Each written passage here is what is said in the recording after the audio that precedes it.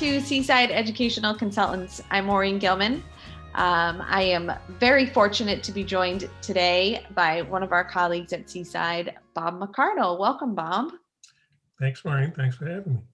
Absolutely. So we're excited to have Bob's perspective today about the importance of coaching and mentoring, specifically related to special education directors and services. So Bob, before we jump into that, can you give us a little background just about what your role has been in education throughout your professional career?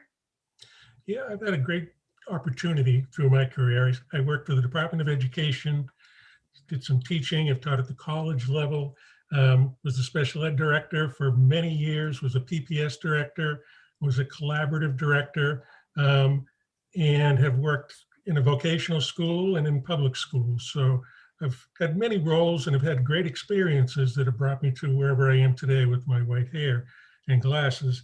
But over the past dozen years or so, starting back probably in the early 90s or mid 90s, I've been doing mentoring of young directors.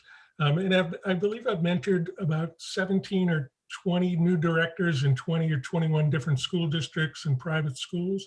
So I've had a great experience and a great opportunity to kind of work with people to understand the role. And I think that's really the important part of what mentoring coaching does. I know it's been important enough that the Superintendent's Association has a mentor for every new superintendent in the Commonwealth. So it's an important role to play, and it's a place where people can build trust in a confidential setting and be open and honest about what it is they're attempting to do in their role. And I think the main thing for me and throughout the work that I've done in this mentoring area is assisting people to make good decisions. Because if a bad decision is made, it can permeate the entire school district. It can be very costly. It can be very difficult for staff or for parents or for administrators to kind of comprehend how they're intended to move forward with special education and other types of services. So I think avoiding bad decisions is really the focus of a lot of the work that I've done. And also, I never tell people what to do. A mentor should not be doing that. It should be, like a colleague of mine, Jerry Mazur, who's done this as well for many years, has the term, that's one way of looking at it. Is there a different way to look at it? So it's really kind of reflecting back on the person. Once they've shared with you what they would like to do, you don't want to tell them, do this or go in this direction. That's one way of thinking about it. Can we talk it through a little bit differently and see if there are other ways that you may be able to do this? An example of that is I was working with a director who wanted to start a new program, a language-based program. And he was all excited. He was bringing it to the school committee. And I said, well, that's great. I said, who's been involved in the development of the program? Well, nobody. I said, so are staff aware that you're doing this? Is the building administration, do you have space for this program? Well, no. I said, well, you're actually setting yourself up for the possibility of a significant failure, which again can be very costly, not only in dollars, but in relationships within the district. We talked a lot about who to involve. You need to involve your staff. You need to involve administration. You need to access that space. You need to be sure that that school administrator is prepared to bring the culture of his school around to servicing the population of students that you're looking to bring in. There's a lot of things to think about. And one of the things I've found with young directors is the job can be very overwhelming. It can be a very isolated job because you're all alone. Nobody deals with parents and staff and students and attorneys and advocates and central administration and school administration and plus outside agencies quite the way that this person that's in charge of special ed does. So how do you communicate with those folks? How do you do it in a proactive way? How do you assure that what you're doing is the proper thing to do, particularly if you're the only person in the district that has the comprehensive knowledge or want to do that. So a lot of it has to do with bringing them out of isolation, assisting them through those very difficult decisions, those very difficult conversations they may need to have, and assuring that they're working in the proper direction for the district. And again, from a special ed standpoint, you want to do the very best you can for students, but you also want to protect the school district. And how do you strike that balance is a critical piece. And a lot of young directors have a need to kind of gain that understanding, number one. And number two, they also have a need to get out of their offices, get out into the schools, see the kids, talk to their staff, talk to the administrators, have that open dialogue, because again, nobody knows what the job is. And everybody assumes what the job is, but you need to kind of understand the job and be able to move it out into the district. Well, that is, after listening to all that, I can tell you I won't be pursuing a career in special ed, because that's a lot. There's a lot. And to have your guidance or somebody's guidance who's kind of walked the walk and talked the talk, I think sounds like it is a necessary component to the job. It is. I think for new directors, it's a very valuable tool, and it can help them to not stray in the wrong direction, to not do something that's going to harm the district, and continue to keep that focus on students. Because my feeling has always been, if you do what's right for the student, you'll never go wrong. So if you continue to focus on the student, whether it's program development, staffing, or whatever it might be, that's where your energy should be. What is right for the student, and how do we make it happen? It's always a great perspective to look at things through. Bob, I'm going to put you on the spot for a minute. We didn't talk about this question ahead of time, but as you were kind of going through the importance of having a mentor, it reminded me of a conversation that you and I had a few months back, and really about that piece you just spoke about how isolating this particular job can be. And because of that feeling of needing to take on all of those responsibilities and make all of those decisions by yourself. And you said to me at one point, one question that you always ask administrators or special ed directors is that your roadblock? Can you just talk a little bit about how you, especially maybe this year, have kind of helped administrators sort of work through and determine what it is that is their responsibility and what needs to be delegated to somebody else? Yeah, I had a superintendent years ago who used to call it the R. Who has the R? Who has the responsibility? And knowing who is expected to do that, because oftentimes special ed can be like that old Life cereal commercial. Let Mikey try it. And Mikey always takes the cereal.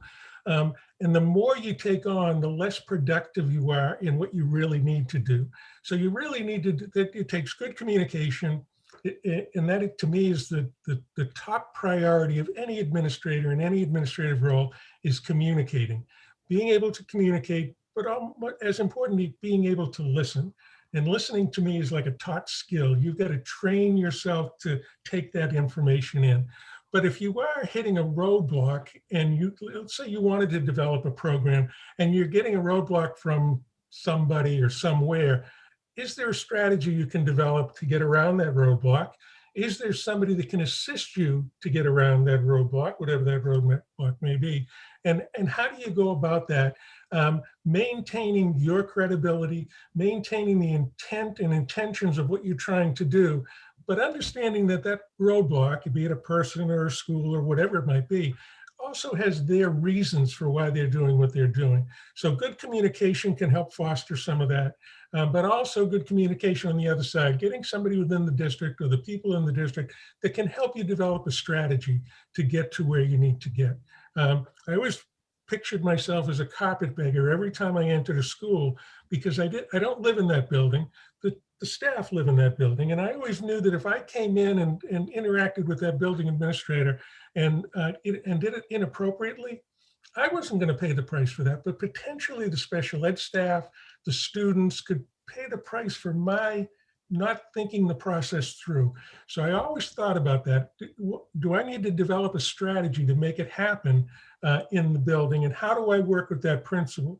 When I was in my first job, there were 16 schools when I started, 16 administrators, every one of them different.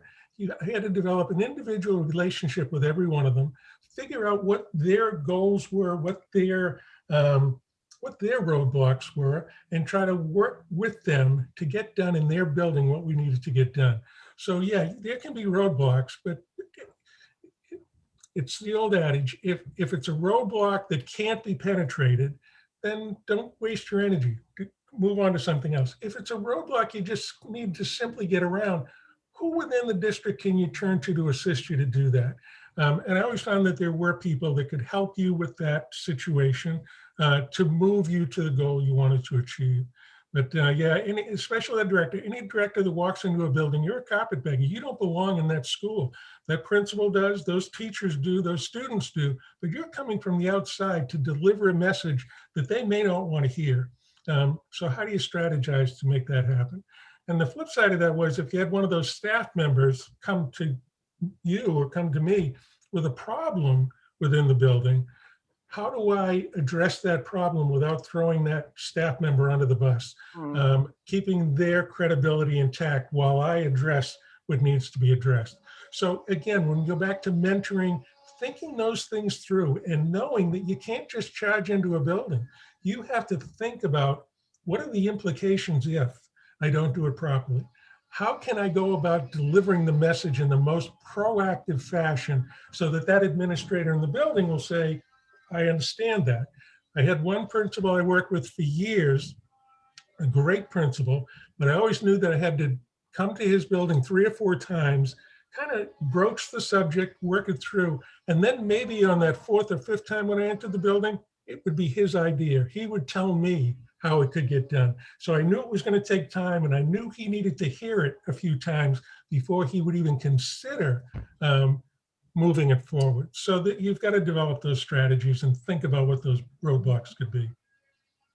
That's great. Well, it's become, certainly, I feel like everything in education these days has become very overwhelming. So if anyone has the benefit and luxury of working, with somebody of your expertise and experience, then that can certainly make kind of set them up to be much more successful. So, and the last year and a half has been very interesting with COVID and remote learning and virtual discussions and whatever, because people that are in those isolated jobs were even more isolated, and the demands of providing IEPs, holding team meetings, providing services to students.